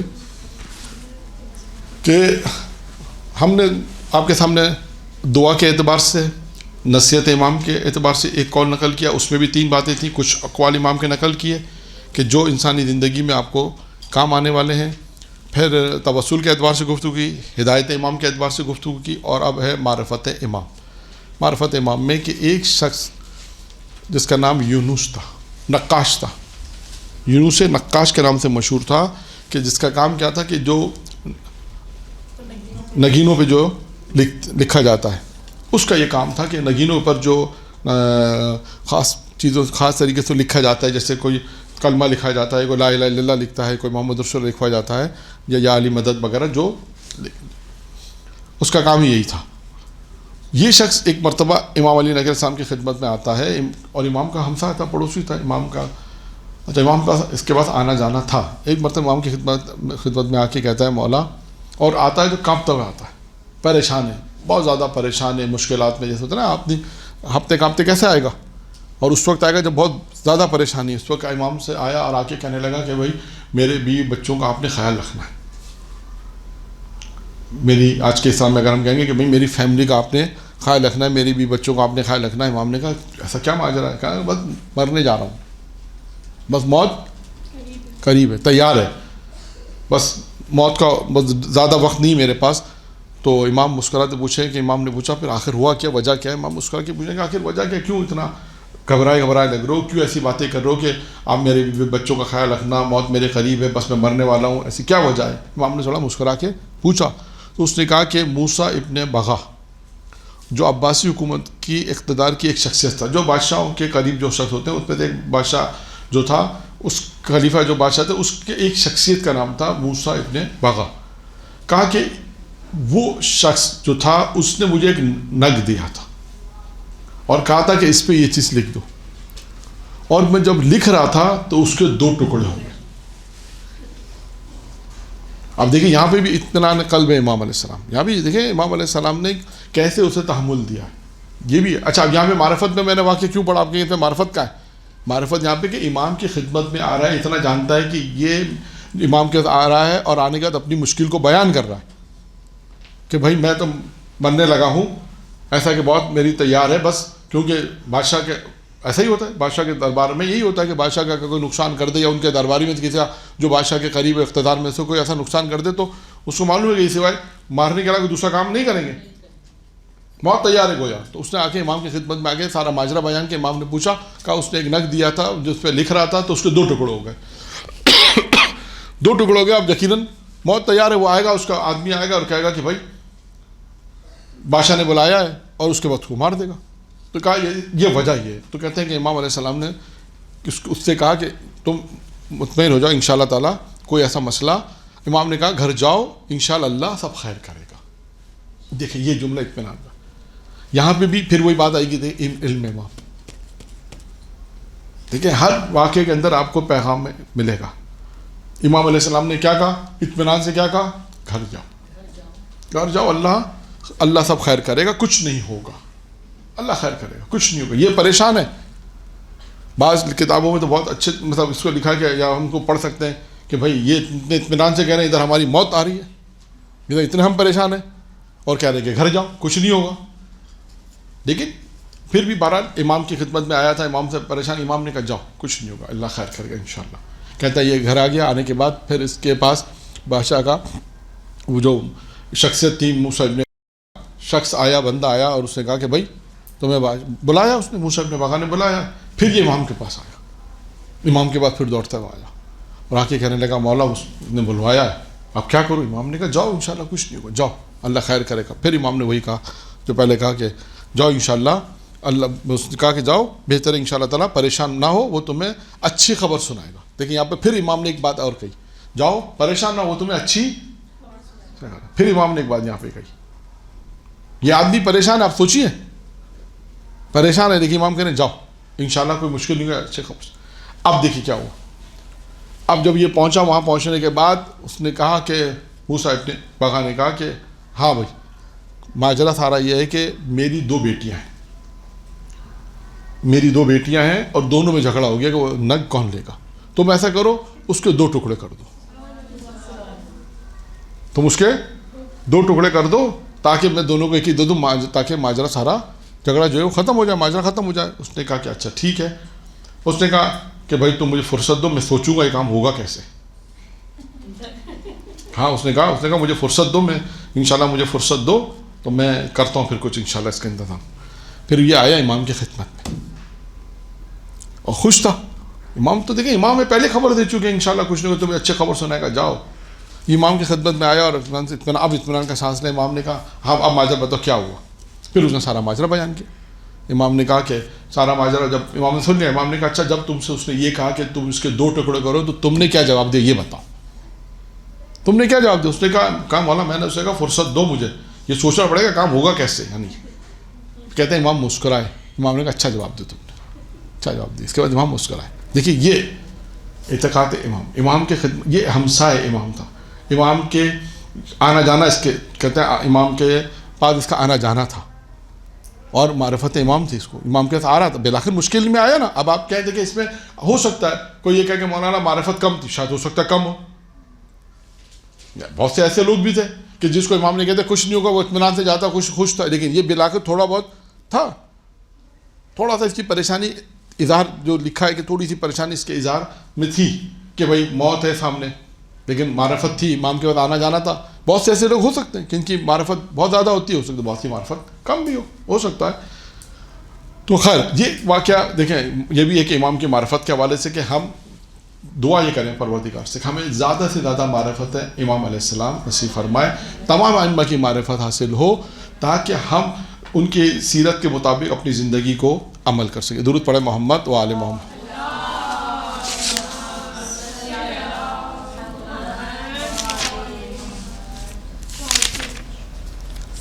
آپ نے یہ کہا ہے نا ہر شے پر امام کی حکومت ہے اور ہر شے جو ہے وہ امام کے تابع ہے. تو اس کا تھوڑا سا کچھ، اس کا تھوڑا سا یہ واقعہ یہ ہے، اس میں بھی ایک واقعہ ہے کہ وہ اس طرح سے ہے کہ جب امام دربار میں آتے تھے نا تو بادشاہ کا جو غلام تھے جو ہوتے تھے وہ امام کے لیے خاص پردے ہٹا دیتے تھے. یہ طریقہ کار تھا، پردے ہٹاتے تھے پھر امام داخل ہوتے تھے، یہ طریقہ کار تھا. تو ایک جو بہت زیادہ خوشامد کرنے والا تھا متوکل کیا، اس نے کہا کہ ایسا کیوں کرتے ہو بھائی؟ ہر شخص جب اپنے پردے ہٹاتا ہے تو امام بھی اپنے پردے ہٹائے. جب ہر شخص اپنے پردے ہٹاتا ہے تو امام کے لیے کیوں پردے ہٹاتے ہو خاص؟ اس نے کہا یہ بات تمہاری صحیح ہے، یہ بات تو تمہاری صحیح ہے، ایسا ہی کرنا پڑے گا. کہتے ہیں جب امام دربار میں آئے، جیسے ہی کہتے ہیں پردے کے قریب پہنچے، اللہ کی طرف سے ہوا کا ایسا جھونکا آیا کہ پردے خود ہی ہٹ گئے اور امام. پھر اس کے بعد جب دربار میں گئے مکمل ہو گئی، پھر جب واپس آئے تو بھی یہی ماجرا تھا. جیسے امام پردے کے قریب آئے، ہوا کا جھونکا آیا، امام پردے ہٹے اور امام چلے گئے. اب بادشاہ نے اپنے غلام سے کیا کہا کہ جب امام آئے تو تم لوگ پردے ہٹا دیا کرو. کیوں؟ ٹھیک ہے نہیں کیوں؟ تاکہ سب اس بات پہ یقین کر لیں. اس بات تم ہٹا دو گے تو لوگوں کو یہ ایسا، لوگوں کو ذہن میں یہ ظاہر ہو کہ ایسا نہ ہو کہ ہوا بھی ان کی تابع دار ہے. یہ یعنی اس نے کہا یہ معجزہ ہے. یعنی یہ میں نے وقت نہیں تھا اس لیے بیان نہیں کیا، ورنہ بہت ساری چیزیں ایسی ہیں. وہ قالین کا واقعہ بھی امام کا ہی ہے کہ ایک شعبدہ باز جسے کہتے ہیں جادو کرنے والا، وہ بھی آیا تھا. اس میں ایسا ہی کہ وہ بہت سی چیزیں ایسی تھیں جو امام علیہ السلام، جب بعض روایت میں کہ کھانا بادشاہ نے اس کو بلایا، ہند سے آیا تھا، اور بادشاہ نے اس کو بولا کہ جب امام کی طرف روٹی کا ٹکڑا، امام روٹی لیں تو تم اپنے جادو سے اسے ہوا میں اڑا دینا. بعض کتابوں میں اس طرح لکھا ہے. تو ایک مرتبہ اس نے پہلے تو آیا، اس کے بعد میں بہت سارے جادو، بہت ساری چیزیں کرتب دیکھا، امام نے اس کی طرف توجہ نہیں کی. پھر جب بادشاہ نے اشارہ کیا کھانے میں بیٹھے تو اس نے جب ایک ٹکڑا جیسے امام نے لیا تو ہوا میں اچھانے لگا، امام کے ہاتھ سے ایسا جادو کرتب دکھانے لگا. کہتے ہیں امام نے قالین جو دیوار میں جو قالین میں جو شیر بنا ہوا تھا، امام نے اس کی طرف دیکھا اور اسے حکم دیا کہ نکل اور اس کو کھانا. تو وہ کہتے ہیں کہ امام کے حکم سے وہ قالین جو تصویر میں تھا، ایک مرتبہ اس میں روح حکم امام سے گئی اور اس کے بعد وہ باہر آیا، آنے کا اس کو کھایا، کھانے کا واپس جا کے قالین میں. تو ایسے کتنے واقعات ہیں معجزات ہیں امام میں. تو یہ وہ چیزیں ہیں ساری کہ جس سے کہتے ہیں کہ امام کی کائنات پہ ہر شے جو حکم ہے وہ. اس میں جناب ایک اور واقعہ بھی ہے جانوروں کا جو واقعہ ہے امام علی نکی کا بھی ہے کہ ایک عورت نے آ کے کہا میں علی کی بیٹی ہوں، مشہور واقعہ یہ بھی. تو امام نے وہ پریشان ہو گیا متوکل کہ کیسے طے کرے کہ یہ علی کی بیٹی ہے نہیں ہے. تو امام کو بلایا. جب امام کو بلایا تو امام نے کہا ٹھیک ہے. امام نے کہا کہ تو علی کی اگر بیٹی ہے تو جانوروں پہ خون حرام ہے اہل بیت کا, تو اس کو درندوں کے سامنے بھیج دیا جائے, تو اگر وہ نہیں کھائیں گے تو سمجھ جاؤ کہ یہ علی کی بیٹی اگر وہ نہیں ہوگا تو جانور سے کھا لیں گے. اب اس نے سوچا کہ میں تو پھنس گئی جھوٹ بول کر, پھنس گئی. اس نے کہا کیا کریں, تو اس نے کہا کہ اس نے کہا اچھا آپ اگر علی کی اولاد ہیں سچ کہتے ہیں تو آپ پہلے جائیے اپنے آپ کو بچانے کے لیے. آپ پہلے امام علیہ السلام کے تمام درندے کہتے ہیں کہ جو بڑے بڑے خطرناک جانور سب امام کے جو ایک قدموں میں آ گئے. جب اس نے یہ منظر دیکھا اس نے بات کہا کہ ہاں میں علی کی بیٹی میں نے جو زینب کذاب جسے کہتے ہیں, غالباً شاید وہی واقعہ ہے یا شاید نہیں ہوگا لیکن ہاں میں نے کہا نا زینب, یہی واقعہ تاریخ میں لکھا ہے زینب کذاب کے نام سے, وہ یہی ہے. تو اب یہ اب دیکھا آپ نے اس میں ان 2-3 واقعات جو بہت جلدی ہم نے بیان کر دیا آپ کے لیے کہ اس تمام چیزوں میں آپ دیکھیں حیوانات ہو, پرندے ہو, یا آپ اپنا یہ ہوا ہو, جتنی بھی چیزیں ہیں وہ چیز جو ہے وہ اطاعت امام گزار ہے, معرفت امام رکھتے ہیں, ساری چیزیں یہ سب چیزیں ہیں. اچھا سر, جس طرح ایک واقعہ ہے ہمارے پاس 2-3 ائمہ کے حوالے سے یہی چیز ملتی ہے, تو اس کے حوالے سے کیا کریں گے؟ کچھ واقعات ایسے ہیں جو مختلف کتابوں میں انہی اماموں سے منسوب ہیں, تو اس سے ہاں نہیں تو ایک واقعہ 2 دفعہ پیش نہیں آ سکتا. بالکل آ سکتا ہے. پھر سوال کیا ہے؟ سوال یہ ہے کہ ہم پڑھ دیں اکثر جیسے ہم سے پوچھا جاتا ہے کہ فلاں کے حوالے سے بتا دیجیے کہ آپ نے کیوں پڑھ دیا.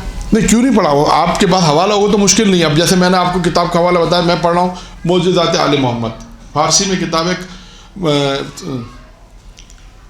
مدینۃ الماجز فارسی میں نام ہے, اردو میں اس کتاب کا نام ہے معجزات آل محمد, جلد نمبر 4. اور اس کے آپ امام علی نقی علیہ السلام کے حالات میں جائیں, تمام چیزیں بیشتر آپ کو اس میں مل جائیں جو میں نے پڑھی ہیں. باقی ایک دو اور دوسری کتاب میں اس میں نہیں ہے, باقی دوسری فارسی کی کتاب ہے 14 معصومین کی کتاب ہے, اس میں جو سورہ حمد کا جو واقعہ وہ اس میں نہیں ہے, جو 7 حروف والا واقعہ وہ اس میں نہیں تھا, وہ کسی اور کتاب سے پڑھا. اسی طرح بعض قول اس کتاب میں نہیں تھے, کسی اور سیرت کی کتاب میں دیکھے وہاں سے بعض قول مل گئے, وہاں سے لکھ لیے. تو یہ تو سب ہے. اور اگر ایک امام کے دور میں یا بہت سی ایسا ہوتا ہے کہ ایک ہی واقعات, ضروری نہیں ہے کہ ایک امام, ہو سکتا ہے کہ سیم یہ واقعہ جیسے مردوں کو زندہ کرنا کس امام کے دور میں نہیں ہوا.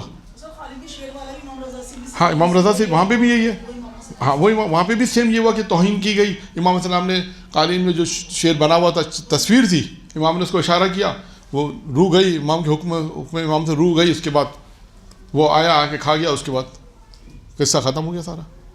تو اب یہ ایک بات. اسی طرح اور مثال میں آپ کو دوں, مریضوں کو شفا دینا یہ بھی تکراری ہے, مردوں کو زندہ کرنا یہ بھی تکراری. اچھا علم سے ہدایت ہونا ہر امام کے حالات میں ملے گا.